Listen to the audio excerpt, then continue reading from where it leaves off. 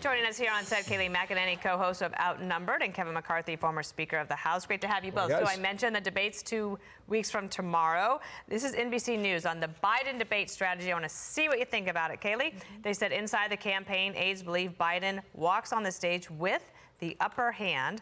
Mostly his mandate will be to let Trump be Trump, which they believe will reveal extreme leanings and a less stable Trump than 4 years ago. What do you think of that strategy? So I know the debate team, there's some reporting they may be hunkering down in Camp David. I think they are totally off. I think if they expect to show up against an undisciplined Trump, they haven't watched the last month and a half where he's been very disciplined, very on message. I was reading today in Politico, they expect to show up and see a Trump that attacks them over Hunter Biden in a very personal way. I think they're miscalculating.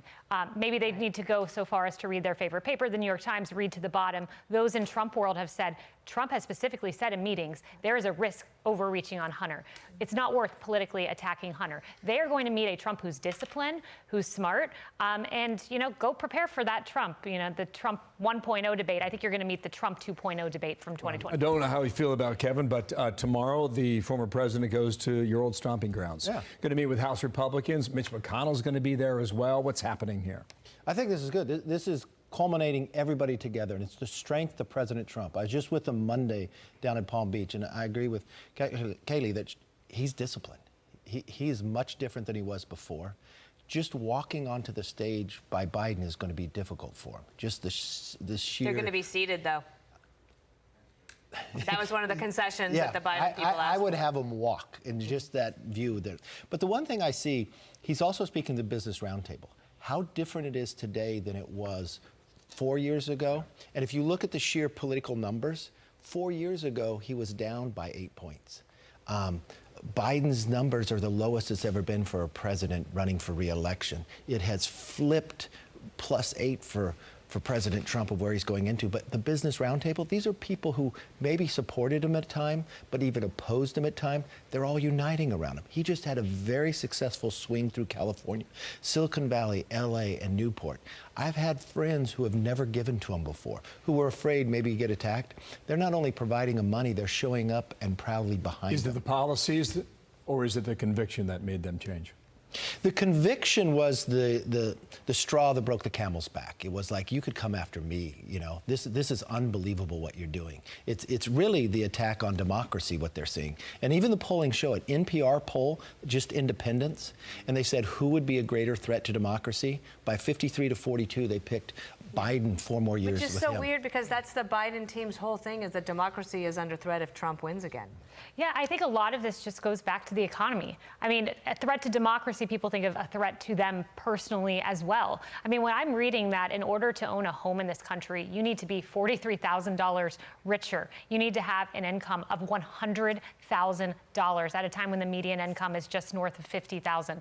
People, threat to democracy, these kind of esoteric, broad themes that are talked about in the media, none of that combats people's personal economy. So for all the convictions, for all the convicted felon language, it comes back to basics. It's that simple line, it's the economy, stupid. I think that age-old adage holds true.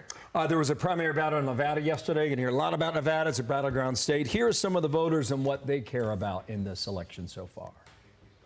It's our immigration situation, the open border, and the people who are coming in. With a 30-year background in law enforcement, I'm just waiting for the next great disaster to happen here in this country. We need more affordable housing. We need more opportunity for places that are really quite livable and which you could raise a family. I'm worried about climate change. This is my #1 issue.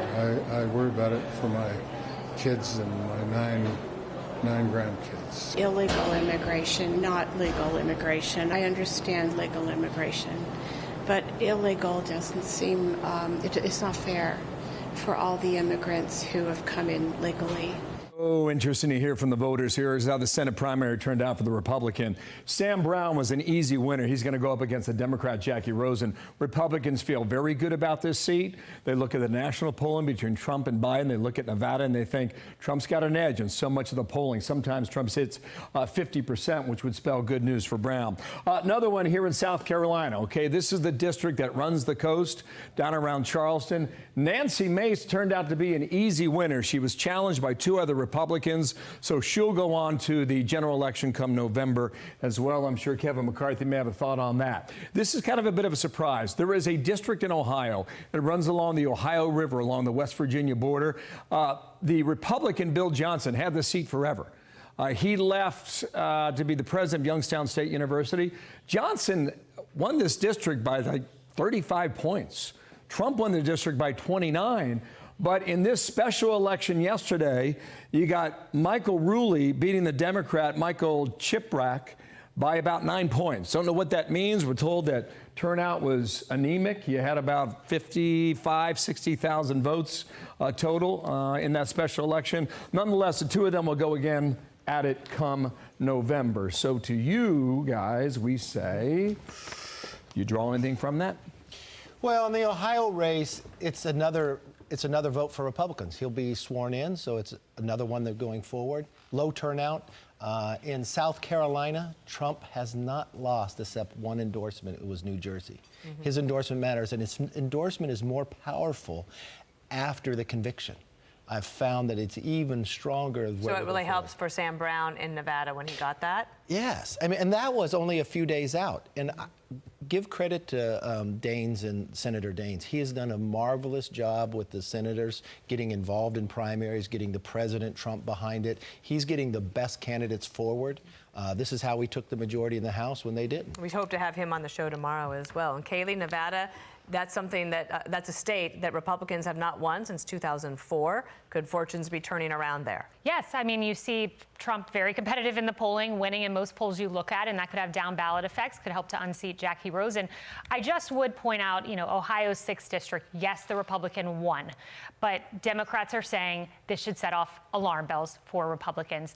Democrats consistently overperform in the polls. We've seen that in several of the last elections. So for all of those shouting red wave, it's just yet another reminder polling isn't always accurate, and Ohio's 6th is, should have Republicans study a little harder as to what's going on in the country. Trump is not on the ballot. If he is, I wonder how much that changes. Trump was an easy winner in 2016 and 2020 in Ohio, 8 points each time. And it's a special election, 60,000 votes, thereabouts, to your point, 280,000 in 2022. So turnout is different. I'll see you on Outnumbered at noon, okay? I'm Steve Ducey. I'm Brian Kilmeade. And I'm Ainsley Earhart. And click here to subscribe to the Fox News YouTube page to catch our hottest interviews and most compelling analysis.